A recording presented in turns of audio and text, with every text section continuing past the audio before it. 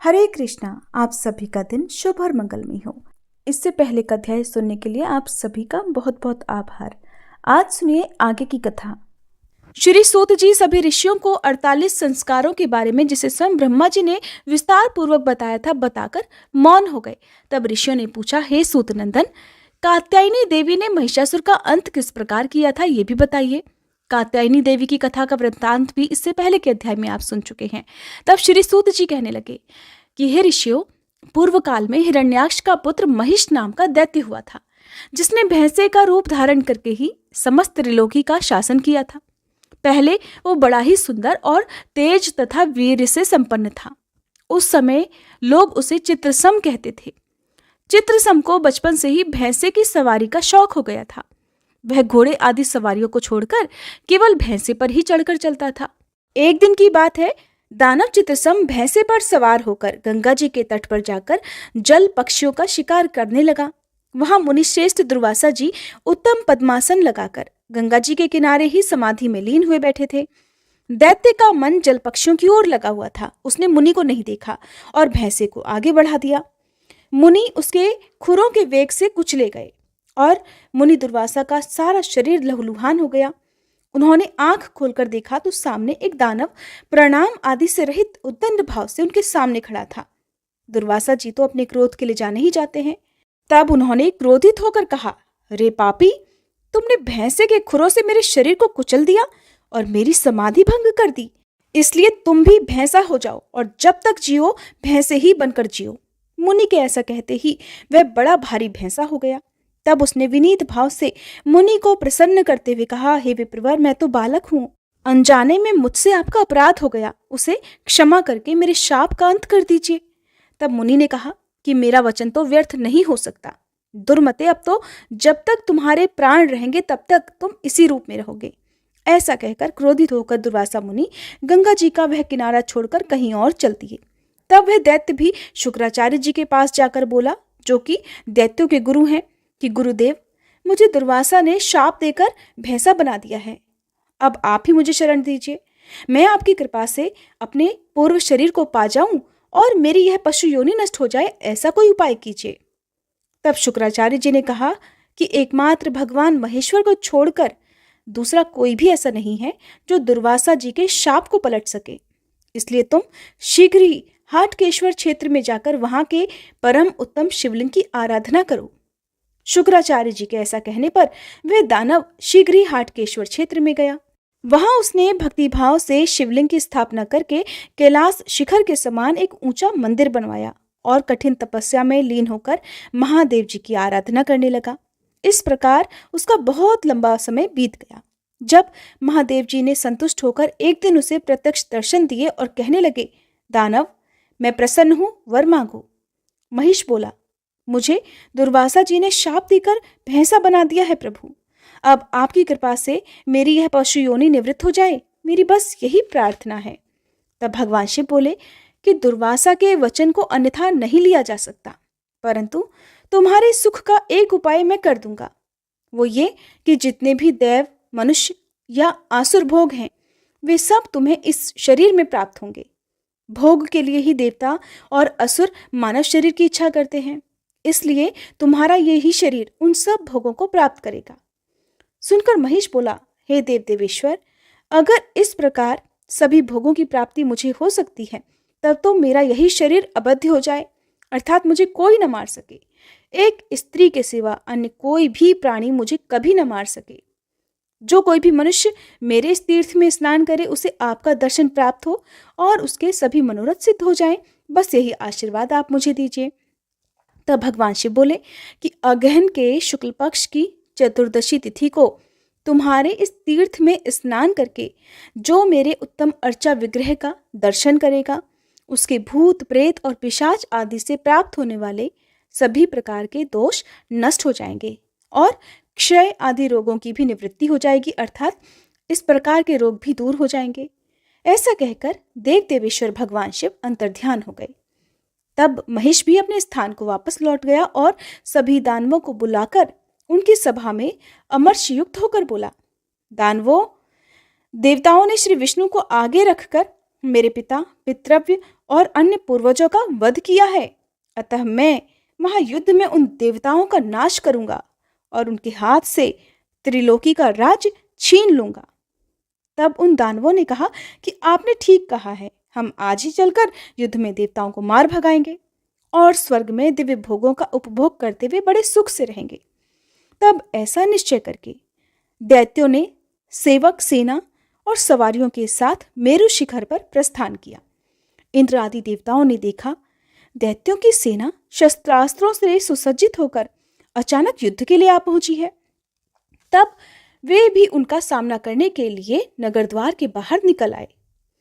दोनों दलों में गर्जन तर्जन के साथ 3 वर्षों तक घोर युद्ध हुआ। अंत में अपनी पराजय होती देखकर देवताओं ने आपस में ये विचार किया कि इस समय हम अमरावतीपुरी को छोड़कर ब्रह्मलोक में चले चलें, जहां दैत्यों का कोई भय नहीं है। ऐसा निश्चय करके देवतागण इंद्रपुरी खाली करके रात में ही कहीं और चले गए। प्रातःकाल उस पुरी को जनशून्य देखकर दैत्यों ने हर्षपूर्वक उसके भीतर प्रवेश किया। इसके बाद देवराज इंद्र के स्थान पर दैत्यों ने महिषासुर को बिठाया और उसे प्रणाम करके अपनी विजय का बड़ा भारी उत्सव मनाया। महिषासुर तीनों लोकों पर राज्य करने लगा। वह त्रिलोकी में जो कोई भी अति उत्तम सारभूत वस्तु, हाथी, घोड़े, रथ, अस्त्र शस्त्र आदि देखता, सब स्वयं ले लेता था। इस प्रकार स्वेच्छापूर्ण बर्ताव करने वाले उस दैत्य का वध करने के लिए सभी देवता आपस में मिलजुल कर विचार करने लगे। उसी समय मुनिश्रेष्ठ नारद जी भी वहां आ पहुंचे। उन्होंने महिषासुर के द्वारा जो त्रिलोकी का उत्पीड़न हो रहा था उसका और उस दैत्य के उग्र अनाचार पूर्ण कठोर बर्ताव का देवताओं से विस्तार पूर्वक वर्णन किया। ये सब सुनकर देवताओं का क्रोध बहुत बढ़ गया। उसी अवसर पर कार्तिकेय जी भी वहां आए और उन्होंने पूछा, मुने, देवताओं के क्रोध का क्या कारण है? इसके उत्तर में नारद जी ने महिषासुर के अत्याचार का भयंकर चित्र उपस्थित किया। इससे कार्तिकेय जी को भी बड़ा क्रोध आया। उस क्रोध की अवस्था में प्रत्येक देवता के मुख से तेज प्रकट हुआ और सब मिलकर वह एक कुमारी कन्या के रूप में बदल गया। वह दिव्य तेजोमयी सर्वलक्षण संपन्ना कन्या देवताओं के क्रोध में कार्तिकेय जी का कोप मिलने से प्रकट हुई थी, इसलिए उसका नाम कात्यायनी हुआ। फिर देवराज इंद्र ने उस कन्या को वज्र प्रदान किया। स्कंद ने अर्थात कार्तिकेय जी ने अपनी तीखी और भयंकर शक्ति दी। भगवान विष्णु ने धनुष, महादेव जी ने त्रिशूल, सूर्यदेव ने तीखे बाण, चंद्रदेव ने उत्तम ढाल, नैऋति ने खड्ग, अग्नि ने उल्मक, वायु ने तीखी छुरी, कुबेर ने परिघ तथा प्रेतराज यम ने असुरों के वध के लिए अपना भयंकर दंड प्रदान किया। इन सब अस्त्रों को देखकर कात्यायनी देवी ने अपने 12 हाथ बना लिए और उन हाथों में देवताओं के वे सभी उत्तम अस्त्र शस्त्र ग्रहण कर लिए। जिसके बाद देवी कात्यायनी ने कहा, हे देवरो, आपने मेरी सृष्टि किस लिए की है, शीघ्र बताइए, मैं आपके सभी कार्य सिद्ध करूंगी। तब देवतागण इस प्रकार बोले कि हे देवी, इस संसार में इस समय एक बड़ा भयंकर महिष नामक दानव उत्पन्न हुआ है, जो समस्त प्राणियों और विशेषतः मनुष्यों के लिए अवध्य है। एकमात्र स्त्री को छोड़कर दूसरा कोई भी उसका वध नहीं कर सकता, इसलिए हमने आपको उत्पन्न किया है। अब आप श्रेष्ठ पर्वत विंध्याचल पर जाइए और वहां उग्र तपस्या कीजिए, जिससे आपके तेज की वृद्धि हो। जब तक हम आपको तेज से संपन्न जान लेंगे, तभी आपको आगे करके उस दुष्टात्मा के साथ युद्ध करेंगे। उसके बाद आपके बाणों से दग्ध होकर वह मृत्यु को प्राप्त होगा। देवताओं की यह बात सुनकर परमेश्वरी कात्यायनी ने कहा, देवताओं, आप लोग शीघ्र ही मुझे कोई वाहन प्रदान करें। तब भगवती पार्वती जी ने कात्यायनी देवी को सवारी के लिए सिंह दिया। देवी कात्यायनी उसी सिंह पर विराजमान होकर विंध्याचल पर्वत की ओर प्रस्थान कर गई और उसके मनोहर शिखर पर पहुंचकर व्रत उपवास में लीन होकर महादेव जी का ध्यान करती हुई इंद्रिय संयम पूर्वक तपस्या में लीन हो गई। जैसे जैसे उनके तप की वृद्धि होती गई, वैसे वैसे उनके शरीर में रूप और कांति भी बढ़ती जा रही थी। उस समय दैत्येश्वर महिष के सेवक वहां आए और अद्भुत रूप धारण करने वाली उस व्रत परायणा देवी को देखकर लौट गए। वहां उन्होंने दुष्टात्मा महिषासुर से इस प्रकार कहा कि हे देव, हमने पृथ्वी पर भ्रमण करके एक अपूर्व कुमारी कन्या को देखा है, जो इस समय विंध्याचल पर्वत पर तपस्या कर रही है। उसके 12 हाथ हैं और उन हाथों में तरह तरह के अस्त्र शस्त्र शोभा पा रहे हैं और उसका सौंदर्य अद्भुत है। सेवकों का ये वचन सुनकर महिषासुर तत्काल ही कामदेव के वश में हो गया और बड़ी भारी सेना साथ लेकर वह उसी स्थान पर गया जहां वह कन्या बैठी थी। उसे देखते ही वह दानव काम बाण से आहत हो गया और अपनी सेना को दूर रखकर अकेला ही देवी के सामने उपस्थित हुआ। समीप पहुंचकर वह इस प्रकार बोला, सुंदरी, ये व्रत और तपस्या तो तुम्हारी युवावस्था के बिल्कुल विपरीत है, इसलिए ये सब छोड़कर तुम त्रिलोकी के राज्य की महारानी बन जाओ। तुमने मेरा नाम तो सुना ही होगा, मैं दानवराज महिष हूं, जिसने द्वंद्व युद्ध में इंद्र को परास्त किया है। इस समय त्रिभुवन का राज्य मेरे अधीन है, अतः तुम मेरी प्राण वल्लभा पत्नी हो जाओ। मेरी तो सहस्त्रों पत्नियां हैं, वे सब तुम्हारी दासियां हो जाएंगी। उसकी ये बात सुनकर परमेश्वरी कात्यायनी की आंखें क्रोध से लाल हो गई। उन्होंने उस दानव को फटकार कर कहा, पापाचारी, तुझे धिक्कार है, धिक्कार है तो मुझ कुमार व्रत धारण करने वाली कन्या से इस प्रकार काम कलुषित चित्त होकर ऐसी बातें क्यों कर रहा है? मैं तेरा सर्वनाश कर डालूंगी। महिषासुर बोला, सुंदरी, तुम गांधर्व विवाह से मुझे आत्मदान करो। उसकी ये बात सुनकर देवी ने उसके मुंह में एक बाण मारा। वह बाण बांबी में घुसने वाले सांप की तरह उसके मुंह में समा गया। महिषासुर चीख उठा, उसके मुंह से खून की धारा बहने लगी। वह देवी के पास से लौट गया और अपने सैनिकों से बोला कि इस दुष्टा स्त्री को जीती जागती पकड़ कर लाओ और उसे मेरी पत्नी अब बनना ही होगा। महिषासुर की आज्ञा पाकर सब दानव बाणों की बौछार करते हुए देवी की ओर दौड़े। उन्हें निकट आया देखकर देवी ने खेल ही खेल में महाबाणों का प्रहार करके उनके सब मर्म स्थानों को छेद डाला। उनके बाणों से कितने ही दानव मृत्यु को प्राप्त हो गए और बहुत से दैत्य घायल होकर सभी दिशाओं में भाग गए। अपनी सेना को तितर बितर हुई देखकर महिषासुर क्रोध में भरकर स्वयं ही देवी की ओर दौड़ा और उसने भयानक गर्जना की। उसे देखकर कात्यायनी देवी ने बड़ी जोर से अट्टहास किया। उनके अट्टहास से तीनों लोग गूंज उठे। देवी के अट्टहास युक्त मुख से सैकड़ों पुलिंद, शबर, म्लेच्छ, शक और यवन आदि प्रकट हुए। तब देवी ने उन्हें आज्ञा दी कि तुम सब लोग इस दुष्टात्मा महिषासुर की सेना के इन बलोन्मत्त दैत्यों का शीघ्र ही वध कर डालो।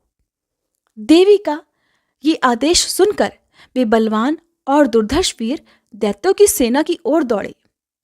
फिर तो उनमें बड़ा भयंकर युद्ध प्रारंभ हो गया। उस समय किसी को अपने पराये का भान ही नहीं रहा। देवी के उत्पन्न किए हुए योद्धाओं ने सभी दानवों का उत्साह भंग कर दिया। कितने ही दैत्य उनके द्वारा मौत के घाट उतार दिए गए और कितने ही उनके भीषण प्रहारों से जर्जर हो गए। अपनी सेना का पांव उखड़ता देखकर महिषासुर क्रोध से उन्मत्त हो उठा और देवी से कठोर वाणी में बोला, ओ पापिनी, अब तक तुझे स्त्री समझकर मैंने युद्ध में नहीं मारा, अब तू मेरा प्रभाव देख। ऐसा कहकर महिषासुर ने सींगों के प्रहार से देवी के ऊपर शिलाखंड फेंके और उन्हें बार बार फटकारा। उस दैत्य को अपने पास आया देखकर देवी क्रोध पूर्वक आगे बढ़ी और बड़ी तेजी से उसकी पीठ पर चढ़ गई। चढ़कर उन्होंने लात से इतना मारा कि महिषासुर लहूलुहान हो गया और आकाश में उछलकर जोर जोर से चीखने लगा। इसी बीच में देवी की ही ज्योति से प्रकट हुए सिंह ने आकर तीखी दाढ़ों के आगे के भाग से क्रोध पूर्वक उस दैत्य के पिछले अंगों को पकड़ लिया।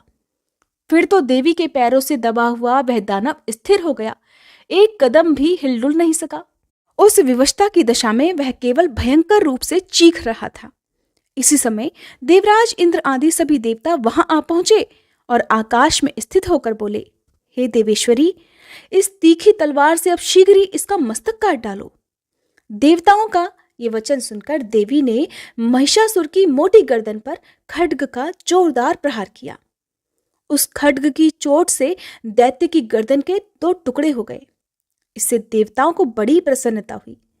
उस समय वह महिष रूप त्याग कर ढाल और तलवार को लिए एक तेजस्वी पुरुष के रूप में प्रकट हो गया और अब देवी पर खड्ग का प्रहार करना ही चाहता था कि देवी ने उसकी चोटी पकड़ ली और उसके शरीर का नाश करने के लिए तलवार उठाई। ये देखकर वह दुर्गा देवी की स्तुति करने लगा।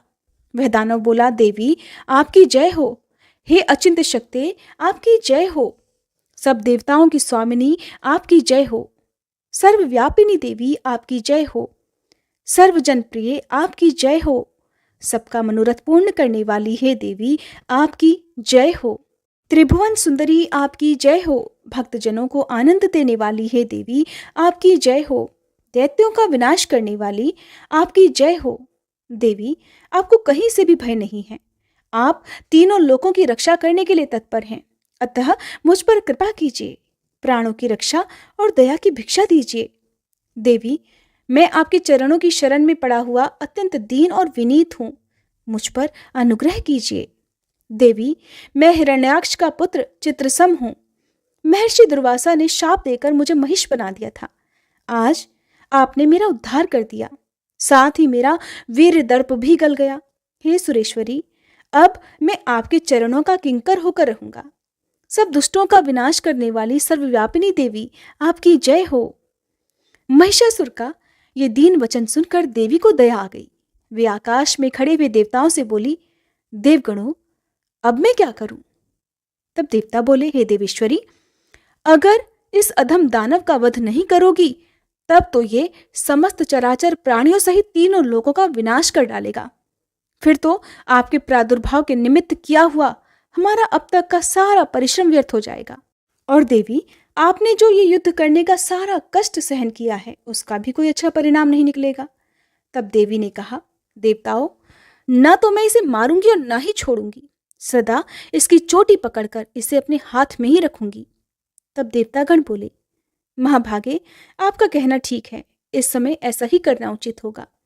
जो मनुष्य इस रूप में स्थित हुई आपकी पूजा करेगा उसे आपका दुर्लभ दर्शन प्राप्त होगा। आज से विंध्यावासिनी देवी के नाम से आपकी ख्याति होगी। आश्विन मास के शुक्ल पक्ष में अष्टमी नवमी तिथि को जो मनुष्य आपकी भक्ति पूर्वक पूजा करेगा उसे 1 वर्ष तक कोई रोग, भय या तिरस्कार आदि की प्राप्ति नहीं होगी। उसके लिए अकाल मृत्यु और चोर आदि का उपद्रव भी नहीं रहेगा।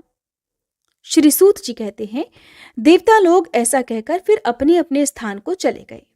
देवराज इंद्र ने बहुत लंबे समय के बाद त्रिलोकी का अकंटक राज्य प्राप्त किया, जिसके बाद सभी लोग पहले की तरह सुखी हो गए। देवता पुनः तीनों लोकों में यज्ञ भाग के भोक्ता हुए।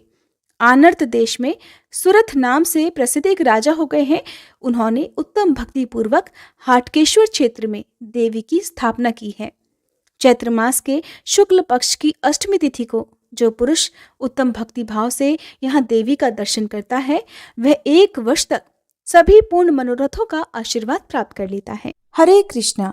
कथा को अंत तक सुनने के लिए आप सभी का बहुत बहुत आभार। इससे आगे का वृतांत आप सभी अगले अध्याय में जरूर सुनिएगा।